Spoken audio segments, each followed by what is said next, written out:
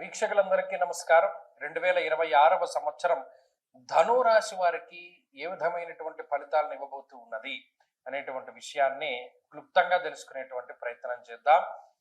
ధనురాశి వారికి ఇది చాలా ప్రత్యేకమైనటువంటి వీడియో. అలాగే ఇది నిజానికి చెప్పాలి అంటే ఆంగ్ల సంవత్సరాలు మనకి సంబంధం లేనటువంటి విషయం అయినప్పటికీ కూడా కొంతమంది అడుగుతూ ఉన్నారు. కొంతమంది ఏదో రకరకాల బాధలు ఉన్నాయి. ఏమంటే కొన్ని సంవత్సరం మారినా మా బాధలు తగ్గుతాయేమో, లేకపోతే మాకు ఎదుగుదల ఉంటుందేమో, మా వ్యాపారాలు బాగుంటాయా, మా పిల్లలు బాగుంటారా, మేము అమ్ముదాం అనుకున్నది అమ్ముతామా, కొందాం అనుకున్నది కొనుక్కుంటామా, అనేక రకాలైనటువంటివి అడుగుతూ ఉంటారు. కాబట్టి చెప్పడం ధర్మం. అయితే ఇందులో కొంత అత్యుత్సాహాన్ని ప్రదర్శిస్తున్నారు కొంతమంది.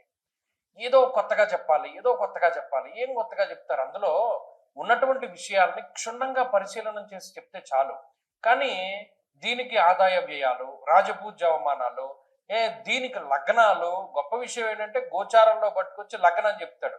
ఏమన్నా అంటే ఏమంటే రామాయణంలో రాముడు, భారతంలో భరతుడు కామన్ గా ఉంటారు కదండి అని మాట్లాడతాడు.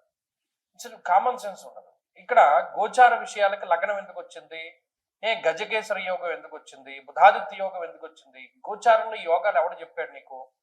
సరే, ఇది ఋషి శాపానికి కారణమయ్యేటువంటి విషయం. ఎందుకంటే ఒక శాస్త్రం తెలియకుండా దానికి సంబంధించినటువంటి పదాలని ఉచ్చరించినప్పుడు దాని తాలూకు వ్యతిరేకమైనటువంటి ఫలితాలని అనుభవించవలసి ఉంటుంది.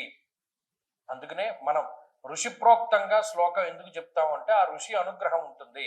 నిజానికి ఏదైనా చెడు జరగవలసిన ఉన్న ఉదాహరణకి ధనురాశి వాళ్ళకి పలానా గ్రహం బాలేదని నేను చెప్పినా ఆ ఋషి ఆనందించి వీడు శాస్త్రోక్తంగా చెప్తున్నాడు కాబట్టి ధనురాశి వాళ్ళకి ఏదైనా మంచి చేయాలి అని ఏదో ఒకటి, అది ఏ రకంగా మనకి మంచి జరుగుతుందన్నది తెలియదు.